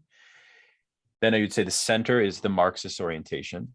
And then the third one would be this kind of spontaneous anarcho-communist orientation. So I reside kind of within the middle in my opinion. And I feel that the Sanders movement was disproved 1 and 3. The Sanders movement disproved 1 and 3 heavily, in my view. So in the sense that the failure of the Bernie Sanders movement disproved. Correct. Okay. Yeah, exactly. There cannot be cooperation with Democratic Party on the one hand. On the second hand, that this spontaneous, and they have a whole theory of lumpen proletariat, which is why I'm interested in lumpen proletariat, right? But they don't want to theorize lumpen proletariat as a petty bourgeois formation. They want to theorize lumpen proletariat as an explicit urban surplus population contingency, which can be activated in riots, and which is why you have, I don't want to say fetishization of the riot form, but a little bit of it, right? And I just don't think that motto, for which the motto was become ungovernable, I felt that just was a pipeline to feeding what I call ultra-liberalism on the left. I felt that orientation was not organized. And I don't know that it really cared to be, in a sense. It put almost a kind of, it had a sort of strange messianism to it because of the way that it thought of the lumpen and surplus populations. So, yeah, I don't know if that clarifies, but I think it helps a lot to me. Yeah, this is where I'm coming from. Yeah. So, I mean, it's not ideal circumstances. I mean, the DSA is not an ideal venue. It's not an ideal venue, but it is the best that we have here. And I think they have to be worked with. By the way, for this group, I told Gabriel this as well, but I've been invited to give some presentations to the GC chapter, and maybe it could expand as well, but the subset might be interested in doing some presentations to the DSA as well in the future. And they're open to it. I did raise your group with them. So perhaps we could explore that, because they're large, they're young, they're socialists, they're American, they're interesting. They should definitely be contended with, and we need to have dialogue with them, etc. It would be really interesting if we could get somebody who's been working with them for a while to, give a general overview of, where they come from, what they're doing. Like, we've been trying to create a bit of space in the group to kind of do, I even think we need to discuss the exact format that this would happen. Like, I think there are interesting discussions there, but like something like an interview, or like open the floor to hear a bit how people speak about their own organizations or movements. So probably those two things would make a lot of sense to go with the DSA in the States. Yeah, because again, the whole thing of like, liberalism and this thing is like, it's like one of the big dangers of DSA, which is you see this with Jacobin, the magazine, which I know is coming to Brazil as well. It's in Brazil. It's quite solidified. Yeah, you'll notice that, they often have this they have a kind of theory of change, which is, influence the elites, and it's kind of like entryism in the Trotskyist tradition in a way, you know what I'm saying? And I'm a bit skeptical of entryism. I don't know about y'all, but it's a little, Yeah, I'm kinda- for everything. Like that's my position. Yeah, I just it's want nice. people to do things, and then we can see what works. Yeah, But I yeah, see your point, of course. yeah. It's interesting. Yeah, like. But how you know, do like, okay, let me ask you something else, because it's almost, what's the word? Okay, like not a parody, but it's almost a bit bizarre how comfortable you are with like framing the American conjuncture today in terms of like the discussion in 1905 in Russia, like spontaneism versus organization. You know, like you just did exactly that. Like there's the ultra leftist on the one side, like the spontaneous, they're the guys who are too ossified in democratic structures to really change anything. Like so. It seems like I can get the feeling Right, that, and then there's the Marxist Nietzscheans. There's the we need to write imperial criticism as well, right? exactly, and I mean, yeah. So I have the impression that like a lot of your research has been using this sort of possible continuity between these two periods, actually three periods, because I see you moving between pre-revolutionary Russia and pre-Bonapartist France, right? Those are like two models, and then a weird combination of the two makes up what America is going through today, right? So I can see a sort of effort of continuity, which I think it's very interesting. I'm very convinced that at some point we should probably like have a nice presentation of what Lukács is about, because you know, like, anyway, but I'm not going to it. But so I can see the continuity. I wonder where you put the discontinuity. Like, okay, what is about the American conjecture today that you would say, okay, this is definitely different? Because of course, you said many times today, like, you frame these questions, which are clearly open questions. I think that they concern what we're doing here, what everyone is doing today in different fields. Like, how do we get, you know, class struggle, but not in the vulgar kind of guaranteed, empirically obvious, pointing to a specific group of people who are the workers. Like, how do we get these ideas back, but in the our contemporary context? So many times I saw you framing this kind of big enigma, but I wonder, like, how would you kind of point to what is discontinuous? You know, like, okay, very nice, we can talk about organization, spontaneity, blah, blah, blah, blah. But today is like this particular thing, you would say it's not a repetition, it's not in continuity with the past, you know, like where would you? Yeah, shit. I mean, I do follow some suggestions from, you know, and I know that you and I, Gabriel, have debated some of these later Lacanian insights. Let's call them insights, because they're not quite fully fleshed out theories per se. They're kind of more like Lacan's kind of gloss on the contemporary social order, and some of that stuff I work with in my forthcoming text on the family. And so, for example, like, you know, an obvious one would be that there are contemporary constraints to liberatory collective endeavors by virtue of some shift in superego dynamics, or by virtue of some shift in the family nexus as such, right? There's a kind of weakening of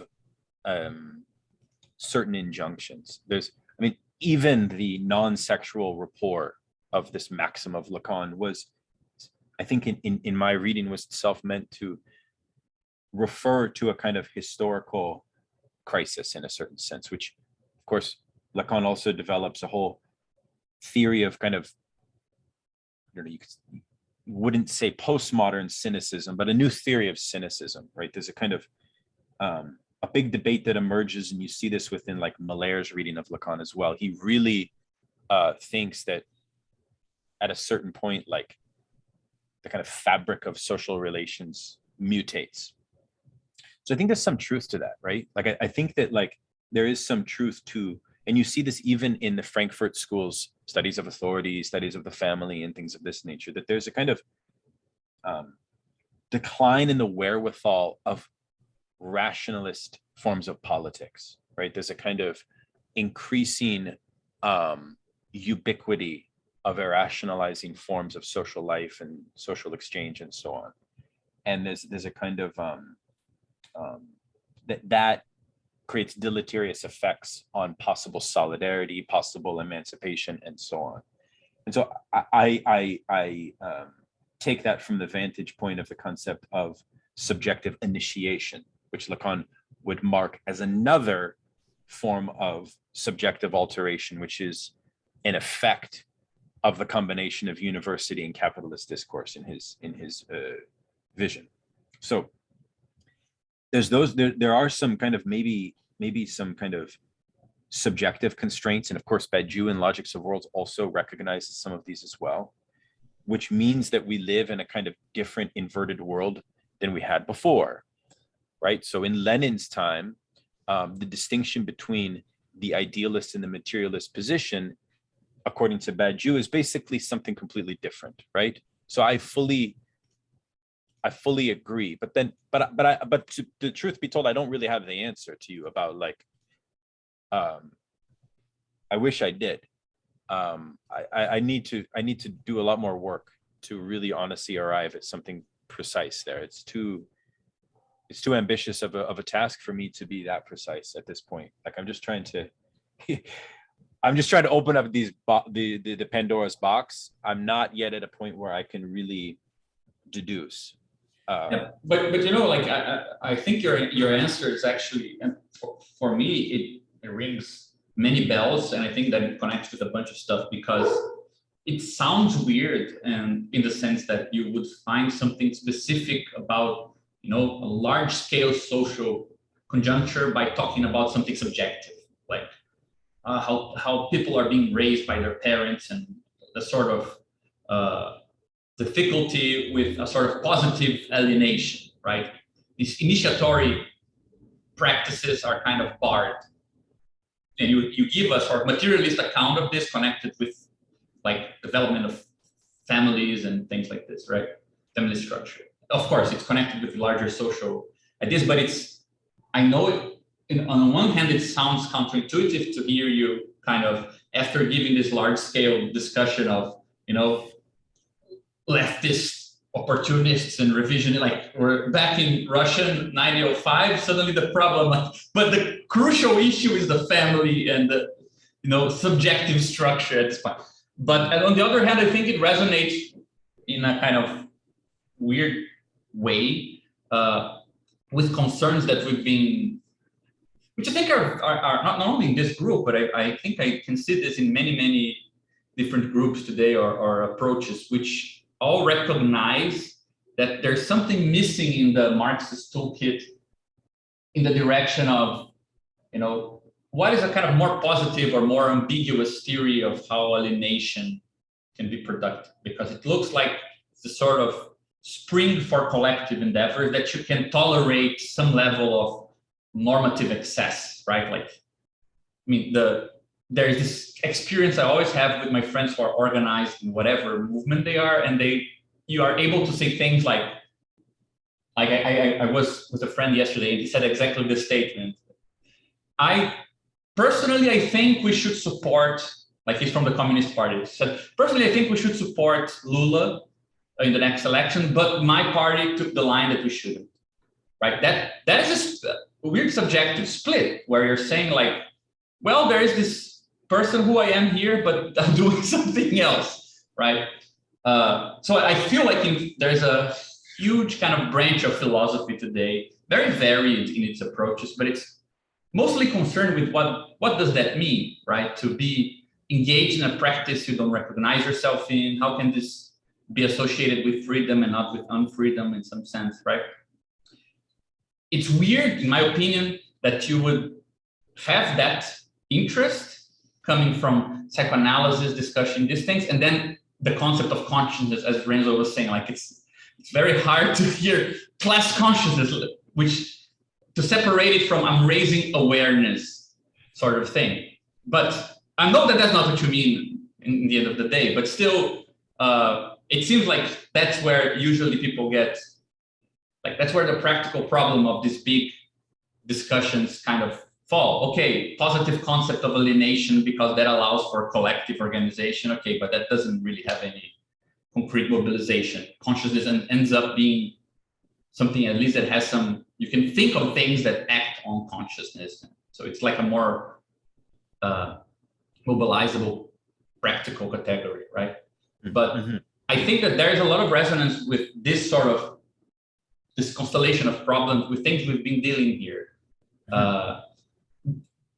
The reason why I thought that the worldview Marxism, perhaps we can recuperate the term to mean something else, you know, where perhaps world something other than view, because worldview implies that the world is already there, perhaps. Right. But if you take class consciousness to mean more like consciousness is the adjective, to like class is the thing that has the consciousness, not that an individual has consciousness of their class. Right? Then probably you could actually mix together value form people because they have a transcendental theory and standpoint Lukács theory, where it's not about, you know, theorizing the critique of value form. Like ultimately, okay, fine, you're the smartest guy in your academic department, but you know, it actually has like mobilizing power. You can come up with a strategy based on it, right? So I don't know, I think that perhaps rather than allowing this debate to remain open, like the guys with the class struggle versus the guys with the value form, I think there's a lot of potential to bring these two things together with what we were talking about concerning initiation, subjectivity, and things like this, with this sort of weird approach we're coming up with, where on the one hand, I think what we're kind of stating different ways, not necessarily coherently, but is that yes, there is something like a standpoint, meaning, for example, if you don't organize, there are things you don't see. It's not a matter of your consciousness or your awareness. You can be totally aware of reality. You can be the best reader of Capital. So theoretically, you have representations of social reality, but they don't mean like they are not real reference. You're still in nominalism, as you were saying. Whereas if you organize, suddenly those concepts, they have a real reference because there are real decisions to be made where those things are real obstacles or have real effects. So for example, the difference between talking about, I don't know, international trade as a concept and world money and things like this, sure, you have a representation of this. The other things, if you're running a national bank, you might not even have the Marxist concept, but you actually have the Marxist reference, meaning there is a real thing in the world that actually affects your organization, which is a bank, right? Which suddenly, because you're organized in a certain structure, now you have interactions with it. So on the one hand, the standpoint, in the sense there is a position which is privileged over others, it sees more of the social world, so Lukács wins. But it's not the individual's awareness of it. It's more like a transcendental constitution. In that sense, value form wins. Then it's also connected with the Lacanian trope of, okay, there is some positive dimension to subjective divisions, like negativity, not recognizing yourself, not really following like a spontaneous homeostatic rules of your own behavior. That can actually be freeing. Right? That fits well with that idea. Okay, it takes work to occupy this position. So, you know, in my head, it seems like it's weird that it might look weird generally that you would focus on a sort of subjective singularity. Like there's something, an obstacle at a subjective level. But in some sense, that also facilitates the connection, I think, with things that we've been discussing here. Man, I'm really glad this is being recorded so I can go back and listen to everything you just said. No, that was a very, I mean, just almost uncanny encapsulation of my problems. It's really nice to, I feel like every researcher should have the opportunity to sort of get grilled by people. Like, I just had this great opportunity, and I'm really honestly blessed that that you took my presentations on like the way that you all did. It's really, really a blessing to me that I had this. I wasn't expecting it to go like this, but it's been really nice. I feel bad for taking so much time. I think we had someone else that wanted to present. I think maybe they're. No, you shouldn't feel bad. I think No, it was amazing. To give some more time to do it next week, anyways, so we can do. Yeah, no, it's really cool. Proper. Like usually it goes the opposite. Like, but you've inverted it. It's like the person who's a newcomer like gets to present their own work like way later. They just learn everything about the organization first. But now we've switched. So now I get to do all the work after this. You learning about me. So wow. This is a new experiment, yeah. Yeah, I think it works very nicely to do these things, man. Yeah, no, it's really, really, really nice to have this chance. And I wanted to say hello to JP as well. Hello there, my friend. How are you? Hello. Hi. So yeah, so thank you all for listening and for this, for this commentary. I have a lot to, I got a lot to think through. I mean, on the Lukács thing, check out the Destruction of Reason. Thing is happening next week, Tuesday, Wednesday, Thursday. It'll be very interesting because Adrian Johnson will be there, and he's agreed to come onto my podcast as well, because he's a big close reader of Lukács, right? Like he read Lukács very closely. In fact, he was in an Althusser Zoom event a year ago. I was there and I saw it, and he was defending Lukács against Althusser, and Assad Hader was there, and it was not nice. They were not being nice to him. Is this recorded? I'd love to see that. Yeah. I could share it with you. But here's the funny thing. As you all know, Adrian Johnson is a great scholar of Schelling, right? Even more than Zizek. He's written quite a lot on Schelling, and actually has a really interesting essay on Schelling coming out soon. But if you read Lukács' Destruction of Reason, Schelling is the big bad guy. One way to summarize the book is the birth of fascism from Schelling to Hitler. Shit. Yeah, he really thinks that Schelling is the origin of what he calls irrationality. And by irrationality, he means something very precise, which is like a specific treatment of the Kantian a priori and a specific perversion of like neo-Kantianism, right? Very idiosyncratic. Because that's another reason why Lukács is so interesting, because the guy goes from a liberal neo-Kantian, trained by neo-Kantians, to a romantic existentialist, to a revolutionary Bolshevist, to a kind of bureaucratic Stalinist functionary, to somebody who helps facilitate a non-violent socialist revolution in Hungary, right? To a kind of skeptical Marxist at the very end. So literally, like in Lukács, you see the full spectrum.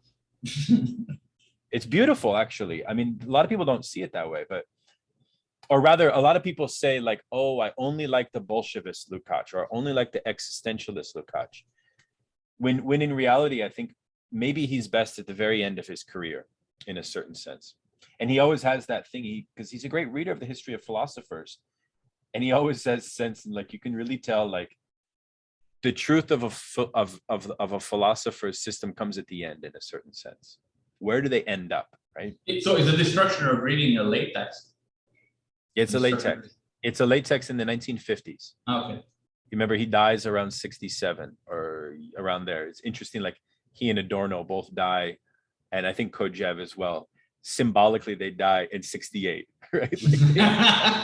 Like, what the fuck's going on here? Like, isn't that funny though? They do. Yeah, that's really amazing. Like, whoa, wait a second here. This is like an epoch, right? This is like these. Clearly, they were killing Hegelians. Like, it's clearly this CIA plot to just kill off all Hegelians in the world. Exactly. It's a psyop. So, anyways, yeah, check that event out. It'll be interesting what Adrian Johnson says, because he obviously finds all of his insights in Schelling, but like, so he's going to be conflicted on this, I think, no doubt. So yeah. Okay, This is- man. Oh, it was amazing. So next week then. Okay, next week Yeah, then that after was great. 10%. Okay. All the best. Awesome. See you guys. Thank you, Daniel, so much. Okay. Everyone, Thank you. thank all. you, Daniel. All right. Hey, guys, thanks, Daniel. Bye. Take care.